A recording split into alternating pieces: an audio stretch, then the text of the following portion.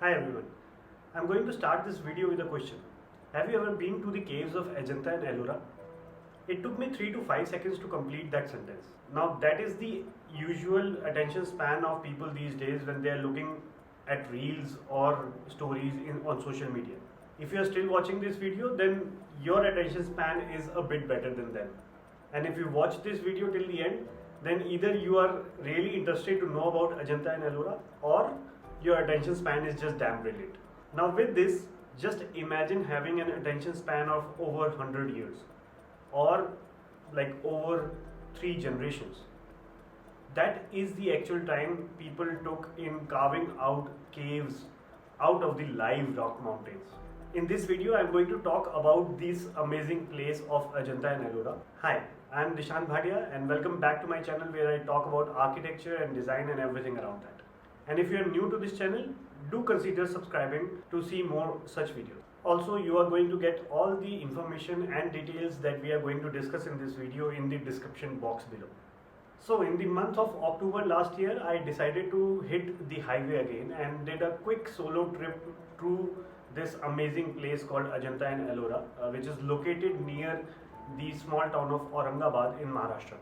Now let me clear this at the beginning itself that these two are different spaces, guys.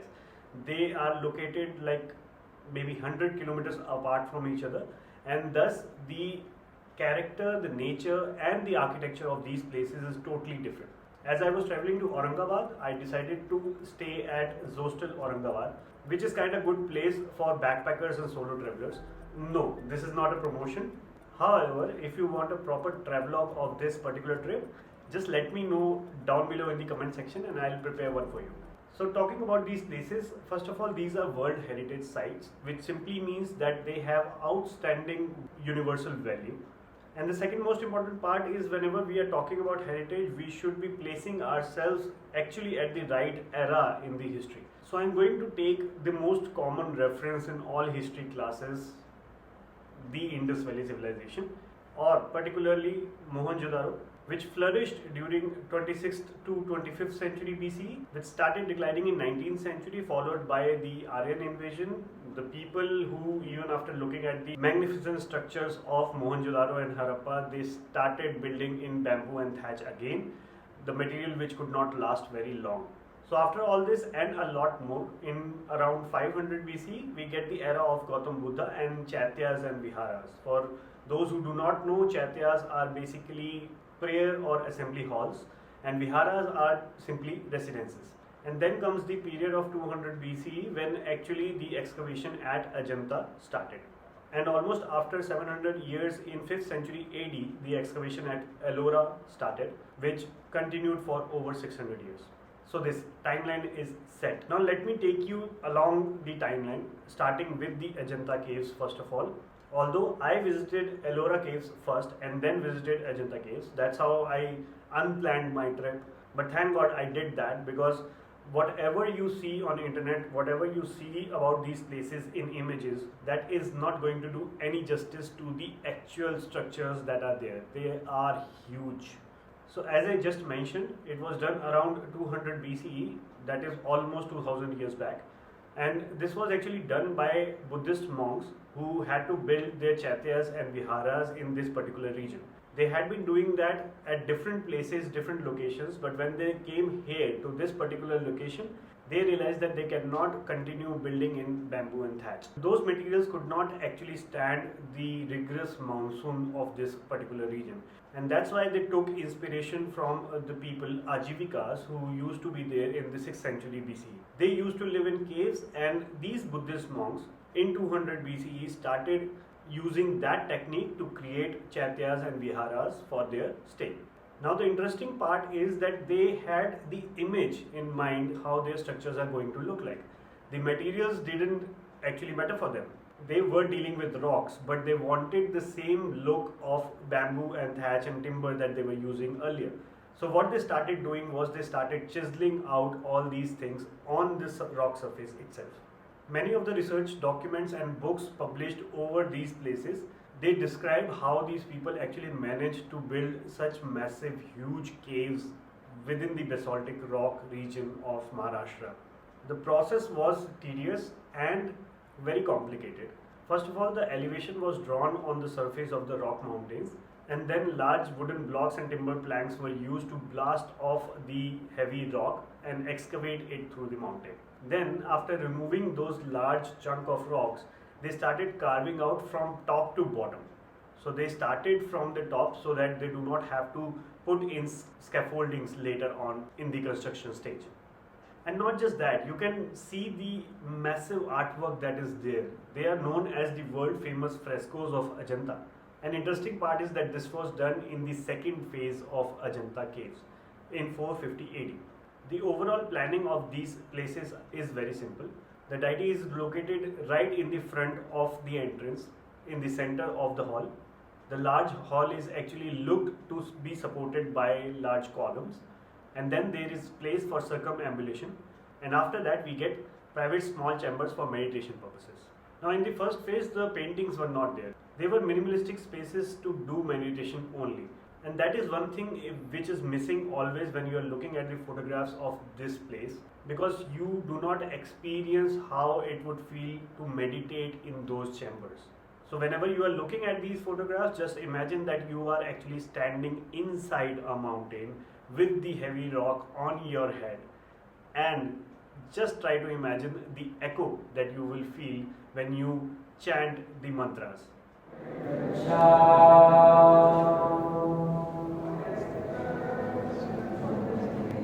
We will be talking about the frescoes of Ajanta in a minute.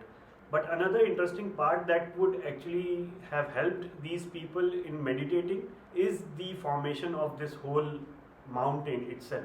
So how this whole area was actually formed.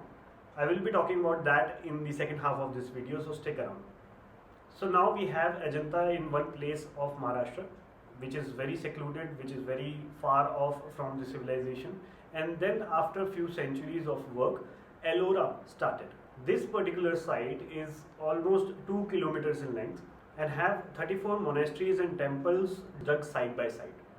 Although the whole site is very interesting, but definitely the hero of that site is the Kailasa temple, or as they have named it very unemotionally, I would say Cave 16. Ellora or Verul, or in some documents it is also known as Ellapora, is actually located in this very unique region called as Deccan Trap, which is basically high basaltic cliffs. Natural caves which are formed by natural reasons like erosions have always been an important part of human civilization. People have been using these caves for shelters since centuries. Very famous examples of such spaces are all over the world, like the caves at Lascaux. Not that Lascaux, Lascaux.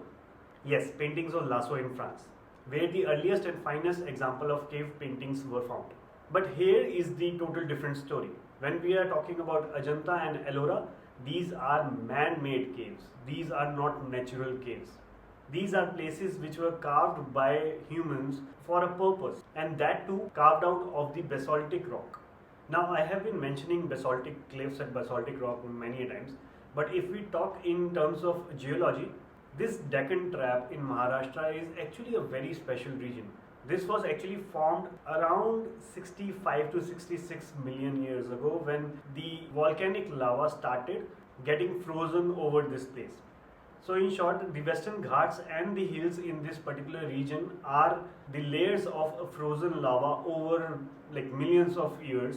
And the more interesting part is that basalt itself is not a very easy material to carve something out of it. And now just imagine carving a whole temple out of those basaltic cliffs. Okay, back to the site. So as I mentioned, I actually visited the Ellora site first, and because I have been to Elephanta Caves a lot many times, I did not really had many expectations from Ellora. The only thing that grabbed my attention was this magnificent Kailasa temple. Now this site is very interesting because you get a mix of religions here. The Buddhist, Jain and Hindu architecture which you can find in this particular site is lauded all over the documents and by authors all over the world for its religious tolerance which was found at that period of time. So we know that these architectural marvels are actually located everywhere. So what is so important about these particular places? Why we are talking about them? Now architecture is something which is always built either on ground or underground. You have to start from something. You have to put in elements together to construct or to build something out of it. On the opposite hand, like this particular temple itself, it is actually carved out of the mountain from top to bottom. So for me, it is not just architecture. I feel that these are like huge, magnificent sculptures. What do you think about this? Let me know in the comment section below. After the trip, I started reading a lot about these places. And also, as an architect, I wanted to understand how these structures are possible in modern times. So of course, you will have to excavate large chunks of rock from the particular site, leaving some rock there from where you can actually carve them out properly to create the temple itself. But the thing that actually astonishes me is how to calculate the proper distance between two columns. How to complete this whole structure in such a calculative manner that the columns are equidistant from each other. And then carving out those large chunk of rock pieces for ornamentation. Like look at the quality of the elephants. There is no control Z. If the trunk of the elephant is gone, you cannot fix it. It's done. And then comes the numbers. They will blow your mind off. According to a very famous documentary on these structures, the amount of rock which was excavated from this particular site was 220,000 tons. Just to give you a small idea, the very famous plinth of Akshardham temple in Delhi, that is supposed to be weighing 3,000 tons. Now do the calculation. And in few documents, they said 50 million tons. I quit. So after all this, we come back to Ajanta because in 450 AD, a different sect of monks, the Mahayanas, started painting these structures. And these paintings actually gave the identity to Ajanta. What we know about Ajanta today is because of these frescoes or wall paintings which were done in 450 AD. So because this was all excavated in rock, they flattened the whole surface with a base and then started painting over it. And the amount of painting, I mean, the number is so large that it took almost 5 decades for this great man to document each and every painting together. So now you can see that these are not just mere architectural structures. These are more than that. These are the largest possible sculptures present on earth right now. And of course, even when they are not actually architectural pieces, they actually inspired the future generations to create grand structures because their ancestors had done something in such a grand manner. When we talk about sculptures, the most famous sculpture right now in the world is the sculpture of David, done by Michelangelo. And if you want to understand how this sculpture was done, I am sharing a link of video which will help you to understand the magnificence of Ajanta and Ellora after that. So all the documents and links to the videos are placed below. You can also follow me on Instagram and get the regular updates on reels and stories. And if you like the content here, just click the subscribe button or just put your thoughts down below in the comment section so that I know that I have to create such content more. See you with some more interesting places. Till then, watch the other videos where I'm talking about the architecture. Take care guys and stay curious.